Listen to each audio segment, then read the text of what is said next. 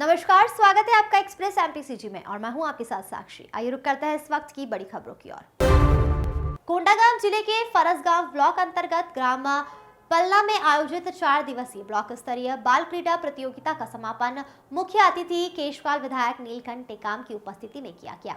इस आयोजन में फरसगांव ब्लॉक के 50 संकुलों के अंतर्गत आने वाले स्कूलों को 16 जोन में बांटा गया, जिसमें 2000 से अधिक खिलाड़ी बच्चों के साथ शिक्षक शिक्षिकाओं ने भी भाग लिया। इस ब्लॉक स्तरीय बाल क्रीडा प्रतियोगिता में प्रमुख रूप से खो खो, कबड्डी, रिले रेस, लंबी कूद, ऊंची कूद, वॉलीबॉल, चित्रकला, रंगोली, सांस्कृतिक कार्यक्रम हुए। इस आयोजन ने सभी खेलों में विजेता खिलाड़ियों को मुख्य अतिथि के द्वारा पुरस्कृत किया गया। इस दौरान बच्चों को संबोधित करते हुए विधायक नीलकंठ टेकाम ने कहा कि बच्चों में देश प्रेम की भावना के साथ ही देश की सीमाओं की सुरक्षा का ज्ञान होना चाहिए। स्वस्थ शरीर और दिमाग का विकसित करने के लिए खेल महत्वपूर्ण भूमिका निभाता है। खेल कई प्रकार के होते हैं जो हमारे शारीरिक के साथ ही मानसिक विकास में भी मदद करते हैं। लगातार पढ़ाई के दौरान कई बार तनाव की स्थिति निर्मित होती है।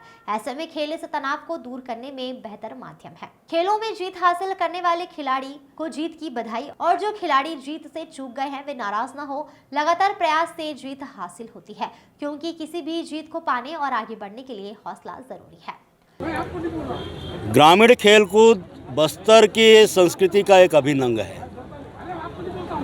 बहुत सालों से खेल और सांस्कृतिक गतिविधियां इस क्षेत्र की एक तरह से परंपरा के रूप में चली आ रही है और इस आयोजन के माध्यम से न केवल शारीरिक क्षमता का विकास हो रहा है बल्कि बौद्धिक क्षमता का भी लगातार विकास हो रहा है और ये आने वाले दिनों में इसका जो महत्व है बच्चों के जीवन में देखने को मिलेगा।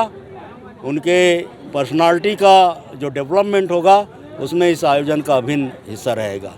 दूसरा, क्योंकि ये लोगों के सहयोग से और स्कूल की जो स्थानीय निधि है उसके माध्यम से इसका संपन्न होता है कार्यक्रम, तो इसमें लोगों की सहभागिता बहुत ज़्यादा रहती है। जैसा कि आपको पता है, इस खेल कूद को आयोजित करने के लिए हालांकि राजीव मितान क्लब में 1 लाख से अधिक की राशि पुराने सरकार ने दी थी, लेकिन उसका इसमें 5 पैसा भी खर्चा नहीं हो रहा है, बल्कि गांव के हर परिवार से 500 रुपया का चंदा लेकर के यहाँ पर खेलने आने वाले बच्चों को रहने की व्यवस्था, उनके लिए खाने की व्यवस्था, उनके ठहरने की व्यवस्था, उनके लिए शौच की व्यवस्था, स्नान की व्यवस्था गांव के लोग करते हैं। तो ये एक अनोखा परंपरा है और ये काफ़ी मजबूत सामाजिक संगठन के रूप में गांव की व्यवस्था को जीवित रखने में अपना अभिन्न योगदान दिया है। सर, बच्चों को खेल के प्रति क्या संदेश देना चाहिए? मैं उनको यही कहना चाहूँगा कि बस्तर का नाम रोशन करना है उनको। बस्तर की जो जल जंगल और ज़मीन है उसकी रक्षा करनी है उनको और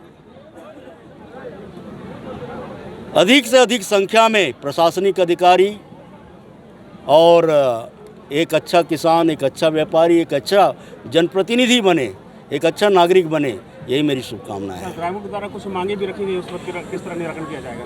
इस क्षेत्र में अभी भी कई गांव ऐसे हैं जो वर्ष भर कनेक्टिविटी की प्रॉब्लम से जूझते रहते हैं। उन सारे मांगों की जानकारी पहले से ही है। उन गांवों को पुल पुलियों से और सड़कों से जोड़ना हमारी प्राथमिकता रहेगी। भारतीय जनता पार्टी की सरकार फिर से आकर के अब ग्रामीण विकास के बारे में नए सिरे से अपनी रणनीति बना करके काम कर रही है, तो निश्चित तौर पर ये मांग जो है वो पूरी हो जाएगी।